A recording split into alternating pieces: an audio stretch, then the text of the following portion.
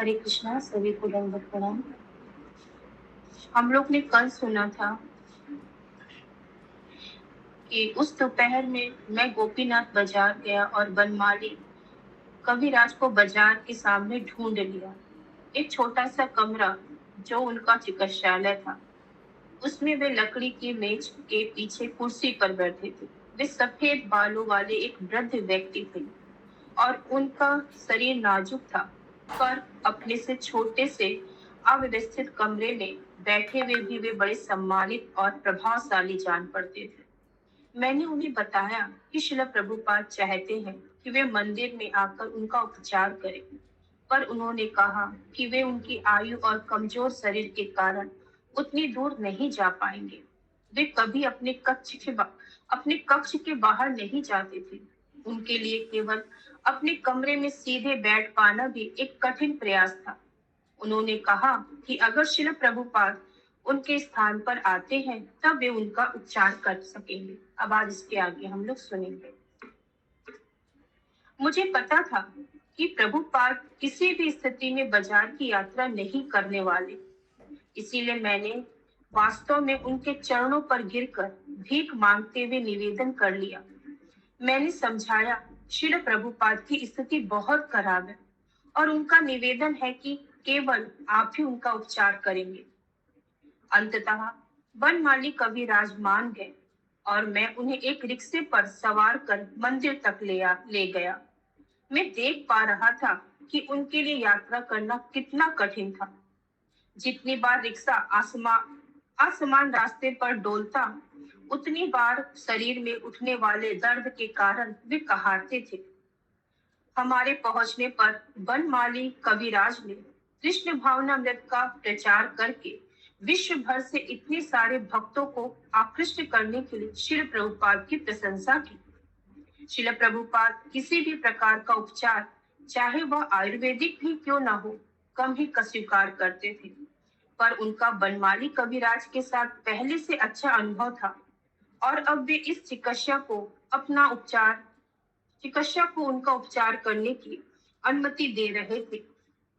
भक्तों में इस बात में बड़ी सनसनी फैल गई और जब बनमाली कविराज एक कुर्सी पर बैठकर बड़े लंबे समय तक ध्यान पूर्वक रूप से उनकी नब्ज देख रहे थे, सभी भक्त प्रभुपाद के बिस्तर के आसपास एकत्र हो गए।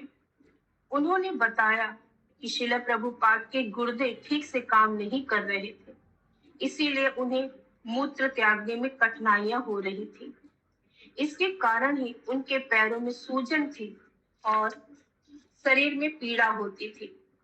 तमाल कृष्ण महाराज ने अन्य चिकित्सकों के निदान के साथ इसकी पुष्टि भी की, जिसमें कलकत्ता के डॉक्टर बिमलानंद तारका तीर्थ भी सम्मिलित थे। वनमाली कविराज फिर मुझे दूसरे कमरे में ले गए और एक बड़ी समस्या के बारे में बताया। उन्होंने कहा कि औषधि ताजी ही बनानी होगी, पर उन्हें पता नहीं था कि यह कैसे किया जाए। वे गेस्ट हाउस में रह सकते थे और मैंने कहा कि मैं उनकी सुविधा के लिए सारी व्यवस्था कर दूंगा, पर उन्होंने कहा कि उन्हें घर में ही रहना होगा। इसीलिए इस पर मैंने सुझाया कि अगर वे मुझे दवाई बनाना सिखा दे तो मैं ही उसे बनाकर शिल प्रभुपाद को दे सकता हूँ। उन्हें यह विचार पसंद आया और वे मुझे पास के एक खेत में ले गए और 2 प्रकार की जड़ी बूटी दिखाई। उनका नाम था पुनरवा और पत्थर कुची, और दोनों की पत्तियां एकत्र की। वापस रसोई घर में उन्होंने मुझे दोनों का रस निकालना सिखाया और उसमें 2 प्रकार के नमक मिलाए, एक सफेद और दूसरा गुलाबी। मैंने शिल प्रभुपाद को दवाई बनाकर दिन में 3 बार देना आरंभ किया। मैं प्रतिदिन दोपहर के समय बनमाली कविराज को शिल प्रभुपाद की कार से लेने जाता और वे आकर उनका उपचार करते और मैंने फिर से शिल प्रभुपाद के लिए नियमित रसोई करना आरंभ कर दिया। धीरे धीरे उनकी स्थिति सुधरने लगी। इसके साथ साथ भक्तों का भाव भी सुधरने लगा। शिल प्रभुपाद का संग लेने के लिए अनेक भक्त वृंदावन आए थे। वे प्रतिदिन सुबह विग्रह का दर्शन करने के लिए जाते और फिर आंगन में तमाल वृक्ष के नीचे बैठते जब सारे भक्त कीर्तन कर रहे होते और गुरुकुल के बालक नृत्य करते। कभी कभी वे प्रातःकालीन भ्रमण पर जाते और फिर आकर श्रीमद् भागवतम पर कक्षा भी दिया करते थे। जैसे जैसे श्रील प्रभुपाद का स्वास्थ्य सुधरता जाता गया, उनकी भूख भी बढ़ती गई। हर सुबह वे मुझे प्रसाद के लिए व्यंजन बनाने बताते और मुझे सामान्यतः उसे पकाने का तरीका भी बताते। एक दिन उन्होंने मुझे पालक, कद्दू, बैगन, मूली और करेला लाने के लिए कहा। मैं भक्तों के रसोई घर में सब्जियां लेने गया, जहां मुझे पता था कि चतुर्मास का समय चल रहा था, विशेषकर उसका वह मास जब भक्त पालक से परहेज करते हैं। इसीलिए मैंने जाकर श्रील प्रभुपाद को इसकी सूचना दी। उन्होंने पूछा, क्या सभी चतुर्मास व्रत पालन कर रहे हैं? इस प्रश्न से मैं समझ गया कि मुझे क्या करना चाहिए। मैं बाजार से सब्जियां लाने के लिए निकल गया।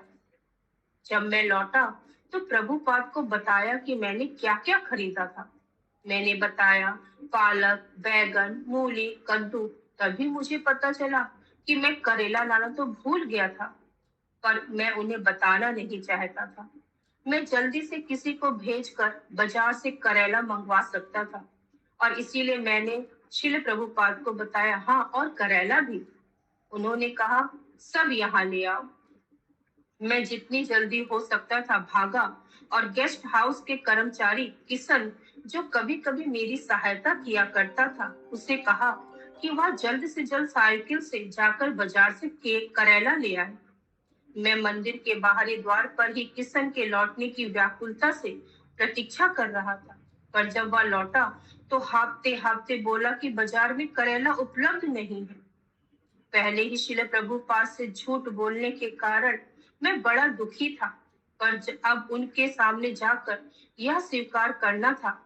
मेरी इच्छा हुई कि मैं गायब ही हो जाऊं या यह धरती फटकर मुझे निगल जाए। मैं ग्लानि और दुख से अभिभूत रसोई घर में लौटा। अचानक से रसोई घर के बाहर ही मैंने एक ताजा और हरा, मानो अभी ही भी तोड़ा गया करेला देखा। मुझे बिल्कुल भी ज्ञात नहीं था कि वह वहां कैसे आया। हो सकता होगा कि बगीचे से लौटते हुए कोई से ले आया होगा। अपने भाग्य पर प्रश्न नहीं करते हुए मैंने उसे तुरंत उठाया और कृष्ण की कृपा के लिए आभार प्रकट करते हुए उसे अपने हृदय से लगा लिया। मैंने अन्य सब्जियां एकत्र की और सभी को श्रील प्रभुपाद के पास लाया, जो धरती पर एक गद्दी पर बैठकर मालिश करवा रहे थे। बिना ऊपर देखे उन्होंने मुझे उन्हें काटने का तरीका बताया। जब मैंने पूछा कि करेला कैसे काटते हैं, तो उन्होंने मुझ पर दृष्टि डाली और कहा, करेला? जिस प्रकार उन्होंने यह शब्द कहा, मैं समझ गया था कि उन्हें घटना की पूरी खबर है। उनसे सच बोलने में सक्षम न रहते हुए मैं केवल नीचे ही देख रहा था। एक दोपहर शिला प्रभुपाद छत पर आकर बैठे थे और मैं उनके चरणों पर। अगले कमरे में विग्रहों का रसोई घर था और सभी रसोइये भोग तैयार कर रहे थे। श्री प्रभुपाद को घी में कुछ तले जाने की महक लगी होगी। उन्होंने मुझे जाकर इसका पता करने के लिए कहा। मैंने रसोई घर में जाकर पाया कि विभु चैतन्य प्रभुपाद के एक वृद्ध बंगाली शिष्य कचौरियां और समोसे तल रहे थे। जब मैंने यह श्रील प्रभुपाद को जाकर बताया, तो उन्होंने अपने लिए कुछ लाने के लिए कहा। यूं तो उनका पाचन कभी कुछ सुधर गया था, फिर भी उन्होंने कभी कभी पेट की समस्याएं होती थी और वे एक कठिनाई से भरे दौर में भी थे। फिर भी जब उन्होंने मुझे कचौरी और समोसे लाने को कहा, तो मैं उत्साहित होकर लाने गया। मैं छत पर से दौड़ते हुए तमाल कृष्ण महाराज और भावानंद महाराज से टकराया, जो शिल प्रभुपाद से मिलने जा रहे थे। उन्होंने मुझसे पूछा, क्या हो रहा है? और जब मैंने उन्हें बताना आरंभ किया कि शिल प्रभुपाद को कचौरियां और समोसे चाहिए थे, तमाल कृष्ण महाराज ने टोकते हुए कहा, तुम उन्हें कचौरियां और समोसे नहीं परोस सकते, खासकर जब उन्हें पेट की इतनी सारी समस्या हो। पर श्रील प्रभुपाद ने मंगाए हैं, मैंने ऐसा बोला और बिना उत्तर की प्रतीक्षा किए श्रील प्रभुपाद की चांदी की प्लेट लेकर भगवान के रसोई घर की ओर दौड़ गया। जब मैंने विभु चैतन्य प्रभु को बताया कि श्रील प्रभुपाद कचौरियां और समोसे चाहते हैं, तो उन्होंने सदा उपस्थित रहने वाली उज्जवल मुस्कान के साथ ताजी ताजी ताजी तली हुई दो कचौरी और दो कचौरी और समोसे प्लेट में रख दिए। मैं प्रसाद की यह प्लेट श्रील प्रभुपाद के पास लाया और उनके सामने रखी छोटी मेज पर उसे रख दिया। कचौरी और समोसे अभी भी गर्म थे, इसीलिए पहले श्रील प्रभुपाद ने अपनी उंगलियों से उन्हें तोड़ा और फिर एक छोटा सा टुकड़ा लेकर खाने लगे। तमाल कृष्ण महाराज और भावानंद महाराज बैठे बैठे उन्हें देख रहे थे, पर श्रील प्रभुपाद ने उन्हें देखकर कहा, ऐसे देखो मत। उनके सिर झुक गए और वे नीचे देखने लगे। तमाल कृष्ण महाराज सदा श्रील प्रभुपाद की सेहत का ध्यान रखते थे और कभी कभी उन्हें वे नहीं खाने के लिए भी मनाने का प्रयास करते थे, पर अधिकतर श्रील प्रभुपाद उनकी सुनते नहीं थे। प्रभुपाद की बहन तीशी माँ भी उस भ्रम वृंदावन में थी और जब उन्हें इस घटना का पता चला तो उन्हें याद आया कि श्रील प्रभुपाद बचपन में कचौरियां कितनी पसंद करते थे। जब उन्होंने तमाल कृष्ण महाराज के उनके भाई की सेहत की चिंता करने के विषय में सुना, तो उनका कहना था, अगर वे चाहे तो पत्थर भी पचा सकते हैं। दूसरे एक व्यक्ति जो श्रील प्रभुपाद से नियमित रूप से मिलने आया करते थे, वो थे श्रील प्रभुपाद के गुरु भाई डॉक्टर OBL कपूर। वे एक प्रसिद्ध विद्वान और वृंदावन समाज के सम्मानित व्यक्ति थे। वे और श्रील प्रभुपाद साथ में बिताए समय को याद किया करते। उनकी चर्चा संपन्न होने के बाद डॉक्टर कपूर हम भक्तों के साथ बैठकर श्रील प्रभुपाद के साथ उनके दिनों की चर्चा करते। वे श्रील प्रभुपाद से 1931 में इलाहाबाद में मिले थे। उनके एक गौड़िया मठ की यात्रा के समय, जब डॉक्टर कपूर स्वयं यूनिवर्सिटी के छात्र थे। श्रील प्रभुपाद का दवाइयों का व्यापार वहां चल रहा था और उन्होंने डॉक्टर कपूर के बीमार पड़ने पर अपनी कंपनी की एक टॉनिक दी थी। इसे प्राप्त कर डॉक्टर कपूर ने मजाक में कहा, अभय बाबू, मेरी आशा है कि आप मुझे वह टॉनिक दे जो आप स्वयं लेते हैं, कृष्ण प्रेम का टॉनिक। श्रील प्रभुपाद ने उत्तर दिया, मेरे पास अभी वह टॉनिक तो नहीं है, पर उसका फार्मूला अवश्य है। अगर फार्मूला कोई रहस्य नहीं तो क्या आप मुझे कृपया देंगे? नहीं, यह बिल्कुल भी रहस्य नहीं है। तृणादपि सुनिचेन तरो अपीशा विष्णुना अमानिना मानदेन कीर्तनाय सदा हरि। व्यक्ति को पवित्र हरि नाम का कीर्तन विनम्र भाव से स्वयं को मार्ग में पड़े हुए तृण से भी अधिक नीच मानकर करना चाहिए। मनुष्य को वृक्ष से भी अधिक सहिष्णु होकर झूठे अहंकार से शून्य और सबको पूर्ण सम्मान देने के लिए तत्पर रहना चाहिए। ऐसी मानसिक अवस्था में मनुष्य भगवान के पवित्र नाम का कीर्तन निरंतर कर सकता है। श्री शिक्षा अष्टकम श्लोक संख्या 3। उन्होंने कहा, यही वह फार्मूला है और मैं इसका विश्व भर में प्रचार करने वाला हूँ। डॉक्टर कपूर ने हमें बताया, उस समय विश्वास नहीं था कि वे वास्तव में विश्व भर में इसका प्रचार करने वाले हैं। मुझे लगा कि यह केवल एक अव्यवहारिक कथन है, पर अब मैं याद करके देख पाता हूँ कि उस समय वे पूरे विश्व भर में प्रचार करने का चिंतन कर रहे थे और उनकी योजना बना रहे थे, जो उन्होंने अंततः किया ही।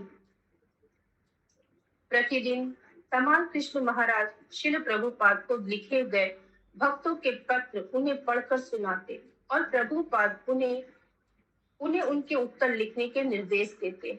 एक पत्र में एक भक्त ने श्रील प्रभुपाद को अपना जीवन काल अर्पित कर दिया, जिससे कि श्रील प्रभुपाद इस पृथ्वी पर ही रह सके।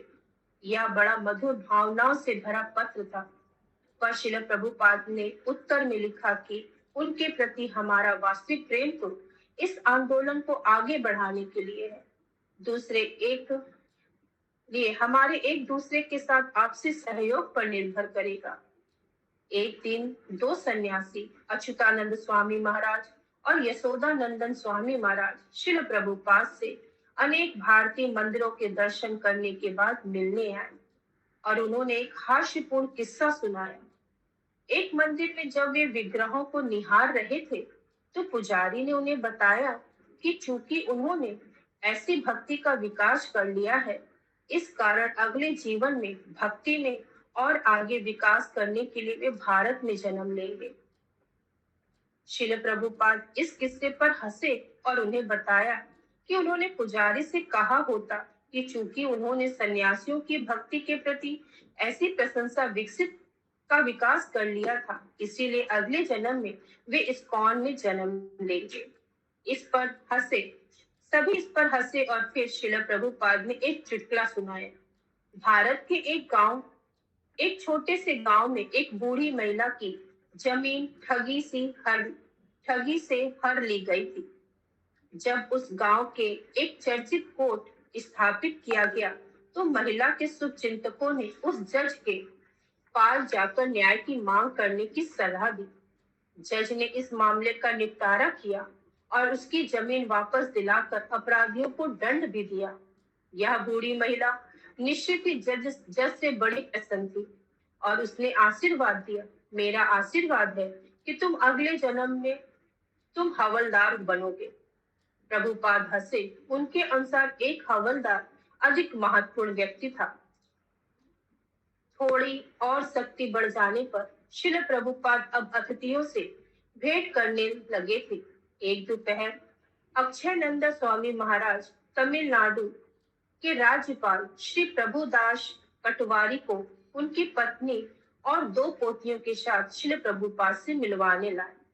श्री पटवारी से बड़े सम्मानित वृद्ध सज्जन थे और श्री प्रभुपाद उनसे और उनके परिवार से मिलने के लिए अपने बिस्तर पर उठकर बैठ गए और मुझे उनके लिए कुर्सियां लाने के लिए कहा। पर श्री पटवारी ने धरती पर ही बैठना पसंद किया। वे श्रील प्रभुपाद की सेहत के विषय में चिंतित थे और उन्होंने श्रील प्रभुपाद को मद्रास आने के लिए कहा, जहां उनकी समझ में भारत का सर्वश्रेष्ठ उपचार उपलब्ध था। श्रील प्रभुपाद ने उनके सुझाव की प्रशंसा की, पर उसे यह कहते हुए अस्वीकार कर दिया कि वे डॉक्टरी चिकित्सा विशेषकर सुई और ऑपरेशन का मार्ग नहीं अपनाना चाहते। राजपाल उनके हितैषी थे और उन्होंने कहा कि वे प्रथम श्रेणी के आयुर्वेदिक उपचार की भी व्यवस्था करवा सकते हैं। उन्होंने अपने घर में ही, जो एक हवेली के समान था, श्री प्रभुपाद की रहने की व्यवस्था रखने का प्रस्ताव भी रखा, पर क्योंकि श्री प्रभुपाद भौतिक सुविधाओं से अनासक्त थे, उन्होंने इसमें रुचि नहीं दिखाई।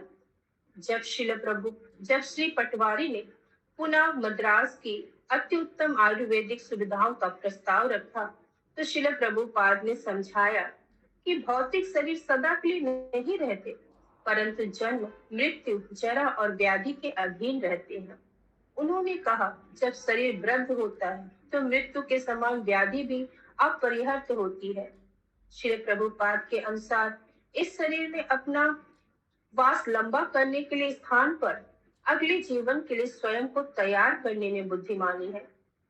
राजपाल ने ध्यान से सुना और समय समय पर स्वीकृति से सिर भी हिलाते रहे। वे इससे इतने प्रभावित थे, वे इतने महत्वपूर्ण व्यक्ति थे, फिर भी एक से अधिक बार वे श्रील प्रभुपाद से मिलने आए और अपना आदर और प्रेम पूर्ण चिंता भी प्रकट की। एक सुबह जब मैं जप कर रहा था, भावानंद महाराज मेरे कमरे में आए और उन्होंने घोषणा की कि श्रील प्रभुपाद मुझे संन्यास देने वाले हैं। मैं भौचक्का रह गया। श्रील प्रभुपाद केवल सबसे संपन्न भक्तों को ही संन्यास देते थे, जिन्होंने सालों उत्कृष्ट सेवा दी हो। साथ ही मैं समझ गया था कि श्रील प्रभुपाद मुझे संन्यास देकर आध्यात्मिक रूप से सुरक्षित कर देंगे। इसके बाद मेरे वापस जाने की कोई संभावना नहीं रह जाएगी। उन्होंने पहले से ही मुझे कृष्ण को अपना जीवन समर्पित करने के लिए कहा था। अब वे इसके लिए सभी व्यवस्थाएं करने जा रहे थे। जब यह समाचार बाहर निकला तो कुछ वरिष्ठ भक्तों ने इसका विरोध किया, यह सोचते हुए कि मैं अभी भी इतने बड़े पद दिए जाने के लिए कृष्ण भावनामृत में बहुत नया था। तमाल कृष्ण महाराज ने मुझे अपने ऑफिस में बुलाया, जहाँ कुछ सन्यासी भक्त एकत्र थे, और मुझे बताया कि कुछ भक्तों को लगता है कि अभी संन्यास लेना मेरे लिए जल्दबाजी होगी। जब मैंने उनसे उनके विचार पूछे तो उन्होंने यह माना कि श्रील प्रभुपाद का मुझे इतनी जल्दी संन्यास देने का निर्णय असामान्य था। उन्होंने इंगित किया, मैं अभी भी आंदोलन में नया था, मुझे जुड़े हुए कुछ ही महीने हुए थे और उससे भी कम समय मुझे दीक्षा मिले हुए हुआ था, इसीलिए वे थोड़े चिंतित थे। जयप्रताप महाराज ने कहा कि सामान्य प्रक्रिया के अनुसार स्थानीय मंदिर प्रबंधक श्री प्रभुपाद के समक्ष संन्यास के लिए अभ्यर्थी का प्रस्ताव रखते हैं और फिर वह 2 साल की प्रतीक्षा करता है। इस दौरान अभ्यर्थी को गतिविधियों का ध्यान रखा जाता है। केवल इस प्रशिक्षु अवधि के बाद ही संन्यास प्रदान किया जाता है। मैं थोड़ा नाराज था और कहा, संन्यास लेने का विचार मेरा अपना नहीं था। अगर किसी को आपत्ति है तो वह श्रील प्रभुपाद से जाकर बातें करे, यह उनका निर्णय है, इसीलिए सभी को उन्हीं से चर्चा करनी चाहिए। और ऐसा कहकर मैं उठा और बताया कि मैं श्रील प्रभुपाद के लिए रसोई घर में रसोई करने जा रहा हूँ। फिर भी मैं उनके प्रश्नों और आपत्तियों को समझ रहा था। मैं एक नवीन भक्त ही था और श्रील प्रभुपाद की सेवा के अतिरिक्त मेरी अन्य विशेष उपलब्धियां ही क्या थी। इस्कॉन में सन्यासी का पद बड़े सम्मान का होता है। वह जहाँ भी जाता है उसे परम आदर प्राप्त होता है, साथ ही उसकी पूजा भी होती है। और यह स्पष्ट नहीं था कि मैं ऐसे दायित्वपूर्ण पद को संभाल भी पाऊंगा या नहीं। यह वास्तव में मैं इसके योग्य भी था। पहले ही अनेक सन्यासियों का पतन हो चुका था और मेरे विशिष्ट गुरु भाइयों को इसकी जानकारी नहीं थी कि मैं सन्यास में बने रहने के लिए आध्यात्मिक रूप से विकसित हूँ भी या नहीं। साथ ही मैं सोच रहा था कि मैंने आध्यात्मिक जीवन को परम निष्ठा के साथ स्वीकार किया है। इस्कॉन से जुड़ने के पहले भी मैंने भौतिकवादी जीवन का त्याग कर दिया था और मेरा विवाह कर परिवार बसाने का कोई विचार नहीं था। इस समझ से मैं सन्यासी तो पहले से ही था। तब मुझे स्वयं ही एक साक्षात्कार हुआ, चाहे मुझ पर सन्यासी का ठप्पा लगे या नहीं, इससे कोई फर्क नहीं पड़ता। वास्तव में प्रश्न मेरे अंदरूनी चेतना का था। मुझे दिव्य संतुष्टि का एक गहन अनुभव हुआ। मेरे हृदय में जो भी भारीपन था वह सब दूर हो गया और मैंने श्रील प्रभुपाद के लिए रसोई करना आरंभ कर दिया। 3 व्यंजन पकाने के बीच में तमाल कृष्ण महाराज और भावानंद महाराज आए और उन्होंने उच्च स्वर में कहा, वाह, तुम तो सफल हुए। श्रील प्रभुपाद ने तुम्हें परसों संन्यास देने का निर्णय किया है। उन्होंने हम सभी की आपत्तियों को निरस्त करके तुम्हारी योग्यता पर संदेह करने के लिए हमें फटकारा भी। उन्होंने मुझे बताया, क्योंकि मैं अभी भी आंदोलन में बहुत नया था, श्रील प्रभुपाद के पास मुझे संन्यास न देने के लिए मनाने के लिए वरिष्ठ भक्तों का एक दल गया था। पर श्रील प्रभुपाद ने सभी की आपत्तियों को अस्वीकार करके मेरी प्रशंसा की और सभी संदेहों को के परे अपने निर्णय को सिद्ध कर दिया। श्रील प्रभुपाद को दोपहर का प्रसाद परोसने के बाद तमाल कृष्ण महाराज ने मुझे बैठाकर संन्यास लेने के लिए तैयार होना सिखाया। मुझे धोती और उत्तरीय के लिए कपड़ा लेना था और उसे गेरुआ रंग में रंगना था। फिर मुझे 4 पतले बांस लेने थे जो मेरी लंबाई के बराबर हो और उन्हें एक साथ बांधकर गेरू कपड़े में लपेटना था। उन्होंने जयपुर के एक अपने संन्यास ग्रहण समारोह का स्मरण करते हुए बताया कि किस प्रकार श्रील प्रभुपाद ने उन्हें संन्यास दंड के महत्व को समझाया था। 3 दंड मन, शरीर और वाणी के प्रतीक है और चौथा दंड आत्मा का, और ऊपर का मुड़ा हुआ टुकड़ा परमात्मा का प्रतीक था। उन्होंने मुझे हर आवश्यक सामग्री उनके पास लाने के लिए कहा, जिससे वे मेरी दंड बांधने में सहायता कर सके। जगन्नाथ स्नान यात्रा के दिन शिल प्रभुपाद ने मुझे संन्यास प्रदान किया। वे नीचे यज्ञ करने नहीं आए थे, पर उनका प्रतिनिधित्व सन्यासियों के एक दल ने किया था। कमाल कृष्ण महाराज, भावानंद महाराज, जय पताका महाराज, अच्युतानंद महाराज, अक्षयनंद महाराज, यशोदानंदन महाराज, प्रमाण महाराज और विरह प्रकाश महाराज उनमें से कुछ थे। भावानंद महाराज ने मंदिर के आंगन में यज्ञ किया और फिर सभी प्रभुपाद के कमरे में गए, जहां उन्होंने मुझे संन्यास मंत्र दिया और अवंतित ब्राह्मण के विषय में श्रीमद् भागवतम के 11वें स्कंद से कहा। यह कथा एक धनी ब्राह्मण की है, जो अपने धन और संपत्ति से इतना असक्त था कि वह बड़ा स्वार्थी और कठोर हृदय हो गया था। इसके कारण उसने अपने परिवार के सदस्यों का प्रेम और आदर गवा दिया था और साथ ही अपना धन भी। अपनी हानि का ध्यान करके इस ब्राह्मण ने विरक्त होने के बाद अंततः अपना शोक त्यागा, घर त्यागा और हर प्रकार के कष्ट और अपमान सहते हुए संन्यास लेकर समस्त तीर्थों का भ्रमण किया। श्री भगवान के चरण कमलों का आश्रय प्राप्त करके ब्राह्मण ने यह श्लोक कहा। श्रीमद् भागवतम स्कंद 11 अध्याय 23 श्लोक 57। मैं कृष्ण के चरण कमलों की सेवा में दृढ़ रहकर अविद्या के दुर्लभ सागर को पार कर जाऊंगा।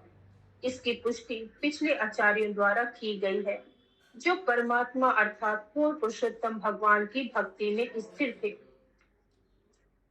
यह कथा भिक्षु गीत भी कहलाती है, अर्थात सन्यासी का गीत।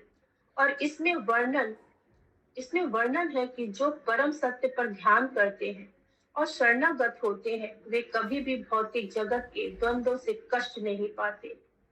श्रील प्रभुपाद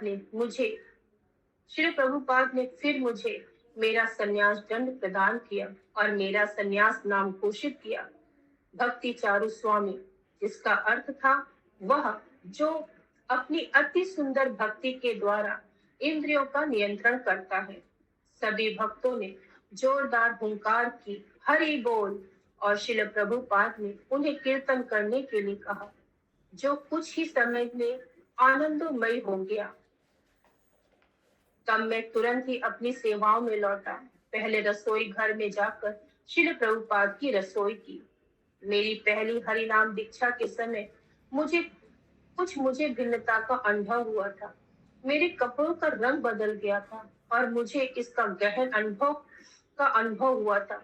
फिर मैं श्रील प्रभुपाद द्वारा उनके शिष्य के रूप में स्वीकार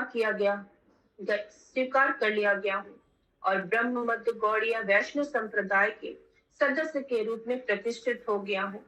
पर इस समय मुझे कोई बदलाव नहीं लगा, विशेषकर जब मैंने श्रील प्रभुपाद के लिए रसोई करना आरंभ किया। सब कुछ पहले जैसा ही लगने लगा। मैं वही सेवा कर रहा था और मेरा सभी दायित्व पहले जैसे ही थे और कपड़े का रंग भी पहले जैसा ही था। मैं सब्जी काटते हुए स्वयं को यह स्मरण करा रहा था कि मुझे प्राप्त सर्वश्रेष्ठ उपहार श्री प्रभुपाद की कृपा थी और मेरी यही अभिलाषा थी कि मैं उनके चरण कमलों के आश्रय से कभी दूर न जाऊं। हरे कृष्णा। सभी को दंडवत प्रणाम।